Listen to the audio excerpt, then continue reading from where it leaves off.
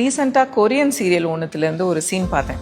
இந்த ஹீரோயின் வந்து கோமாலேருந்து எழுந்துக்கிறாங்க. எழுந்துக்கும் போது அவங்களுக்கு ஒரு பவர் வருது. என்னன்னா, எதிர்க்க வரவங்க மேலே வந்து ஒரு ஹார்ட் சிம்பிள், அது பக்கத்தில் ஒரு நம்பர்.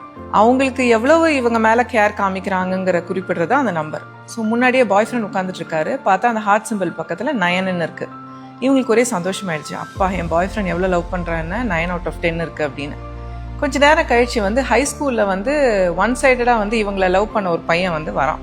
புக்கெல்லாம் எடுத்துகிட்டு வரும்போது பார்த்தா 90 இருக்குது அந்த ஹார்ட் சிம்பிள் பக்கத்தில்.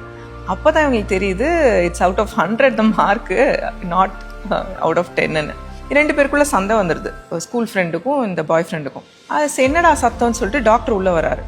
டாக்டர் தலை மேலே ஒரு ஹார்ட் போட்டு 30 இருக்குது. இவங்களுக்கு ரொம்ப டிசப்பாயிண்ட் ஆகிடுது. டாக்டர் கூட 30 இருக்குது, தன்னோட பாய் ஃப்ரெண்ட் வந்து வெறும் 9 தான் நம்பர் இருக்குது அப்படின்னு.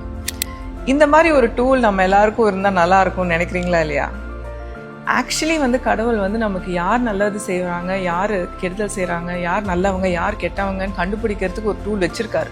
அந்த டூல் பேர் தான் கஷ்டகாலம். நம்ம கஷ்டகாலம் வரும்போது தான் நம்மளுக்கு யார் இருக்கா, நம்மளுக்கு எதிராக யார் இருக்கான்னு நம்மளுக்கு ஈஸியாக தெரியும். நிறைய பேரோட முகத்திரை வந்து அப்போ தான் வந்து கிழியும். கஷ்டகாலம் நம்ம எவ்வளோதான் திட்டினாலுமே அதை தாண்டி வந்ததுக்கு அப்புறம் தான் நம்மளோட ஆட்கள் யார், நமக்குன்னு யார் இருக்கா, நம்ம யாரோட ஆக்சுவலி டைம் நிறைய ஸ்பெண்ட் பண்ணணும், ப்ரையாரிட்டைஸ்